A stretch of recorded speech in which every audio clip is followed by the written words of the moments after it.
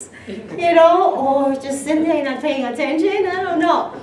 But the word GPS, this is how God revealed it to me. So the G stands for God, P stands for possible, S stands for situation. So this was a God possible situation, not a human possible situation. So this woman had an amazing GPS because she knew her husband couldn't help her. She knew her servant couldn't help her.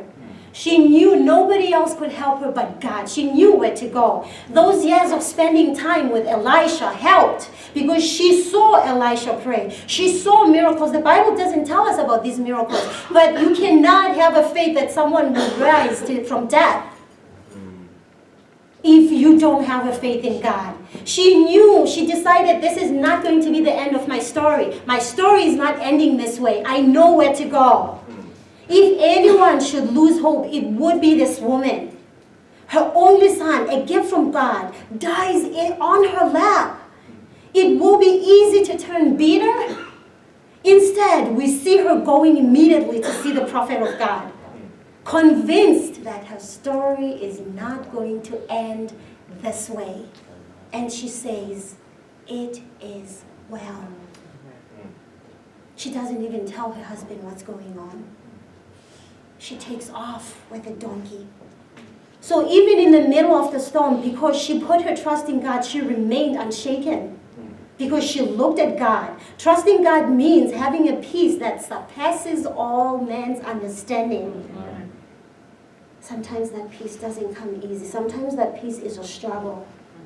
And God has had to teach me that lesson. That's why I said, over the period of 3 months, God has taught me so much. I've been wrestling with the situation where I love praying, and I've seen God do amazing things in prayer. So when things happen, I started praying. Like I told God, I'm fasting in January. I will not stop fasting until I see a miracle.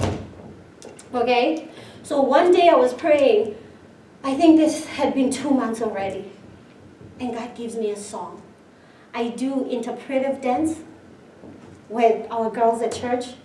So we were having a women's conference that was coming up. And they asked us, can you guys do interpretive dance?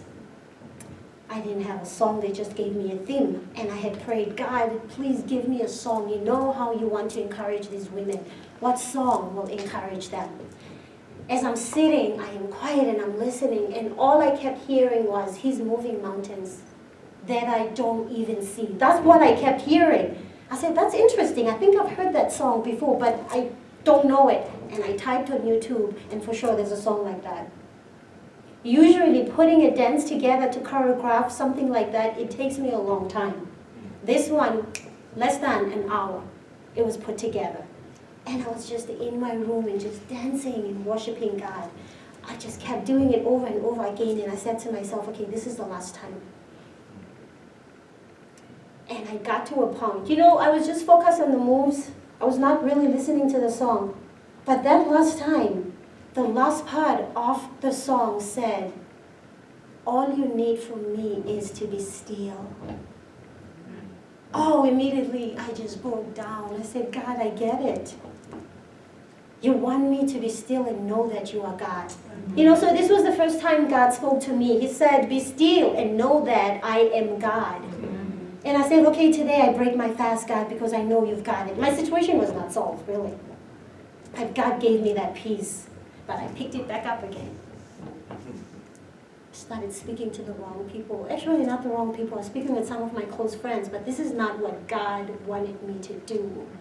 He wanted me to go to the GPS, which is Him. And this is what I noticed. Every time I started sharing about this situation, I was sinking down and down, and I'll find myself depressed. I didn't even know what it means to be depressed. I'm pretty much a happy person, really. But I just found myself crying all the time, and I didn't get it. And in prayer one day, God said, shh, be still. And I got it. Oh yes, God, I'm going to be still, and God gives me peace.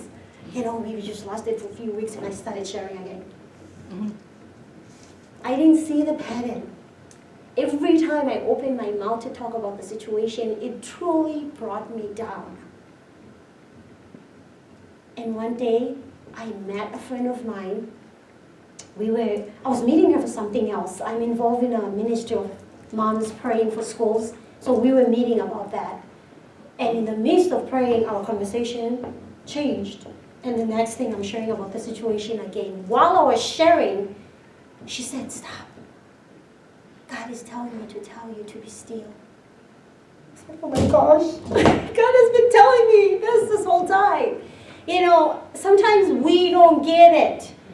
I stayed for a while quiet, and then I just went to a conference not too long ago, end of July. I went to a conference, and at the end of one of the nights, there was a young man who was prophesying, just every single person in the room talking to this person. I was like one of the last 3 people that he called up. He's saying all these deep things about everybody else. And he comes to me and he just looks at me. I couldn't even look at him at this point. God's power was so amazing in that room. You know, so I'm crying and I couldn't even look at him, and he kept saying, "Look at me." And I looked at him, and all he had for me was, "Let go." God is saying, "Let it go." I picked it up again. This was like the 4th time. You know, so sometimes walking in God's peace that surpasses all man's understanding is a battle. It doesn't come as easy. We have to continue praying, because Satan's job is to drag us down, but God wants us to be still. I am still going through the fire, but I'm experiencing God's peace. And I'm not saying I won't pick it back up again, because life happens. But God keeps telling me, be still and know that I am God. Lesson 5, this is the last one. This woman had relentless, transparent surrender. I'll repeat that again. She had relentless, transparent surrender. I want you to look at her response. She held on to Elisha's feet in desperation, and she was honest with him. She told him off, if I can put it in that language of today. She just told him off. Did I ask you for a child? I did not come to you begging you for a child. And you come, you make promises, and I have this baby, now the baby is gone. God wants us to come to Him transparently, desperate. You can't hide anything from God. If you are angry, tell Him, I'm mad. I am angry. You read the book of Psalms, right? You can see how David is so transparent with God. That helps us. You know, that's therapy. That is therapy, because you are getting, sometimes when you get things out, you hear yourself as like, oh, it's not as bad as I thought. Let's be transparent with God. So she had relentless, transparent surrender. And when Elisha prayed for her son comes back to life. I have mothers in the room. Your child has been dead for hours. And you walk in the room, your child who was dead is alive. Where do you go? Who do you embrace first?